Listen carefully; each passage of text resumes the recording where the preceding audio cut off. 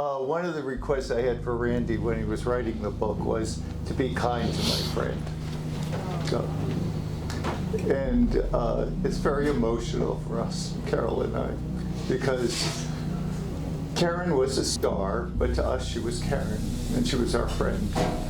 To see her, it's special. You know, she never had the opportunity to age as we did. You know, she'll always be 32. So my name is Frank Bonito. I'm a childhood friend of Karen's.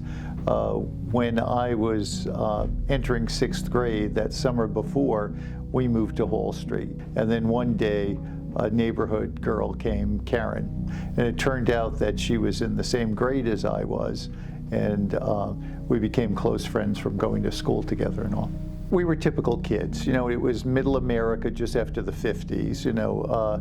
I mean, Karen really showed no interest at that time in music. I mean, Richard was the child prodigy with piano. You know, Karen really wasn't considered in that scenario at all, because she, at this point, showed no musical talent or interest in music at all. Of course, when Karen left, she was entering high school. She didn't like gym, which is interesting because she really liked sports. So she decided that she would go into the marching band.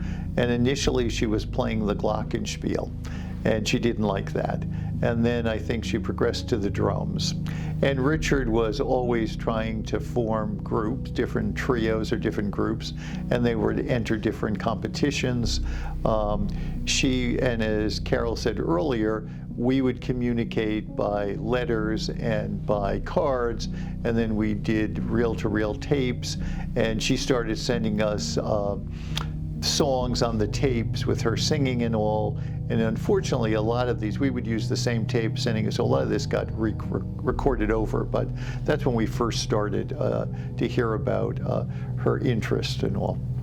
You know, her voice at that time was Karen to us, you know, to always to us, she's just Karen. So for someone, you know, when you hear one of your friends singing and sending you a tape, you think, oh, they're just, you know, they're just playing around. They're sending a tape, you know.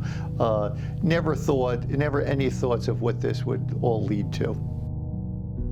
You know, by the time I was in college, to suddenly hear her on the radio, you know, it was quite, you know, you'd be driving along or you'd be in your dorm room. It was hard to believe, you know, that, first of all, someone that you knew could be this successful, and it was hard to believe that Karen could be. Not so much that we didn't think she was talented, we certainly did, and the voice was really unique. And as I've said before, the first time I really saw her in person, you know, after all of this, was in the early 70s. I was still in school, and she was appearing at Carnegie Hall. And I think when you walk into Carnegie Hall, which is a beautiful venue, and the place is sold out, you realize that she has something.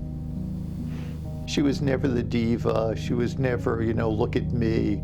It was more often, you know, she couldn't believe that she was in the position that she was. And she'd kind of step back and say to you, you know, I can't believe this, you know, and stuff. And it was special. It was special to see her.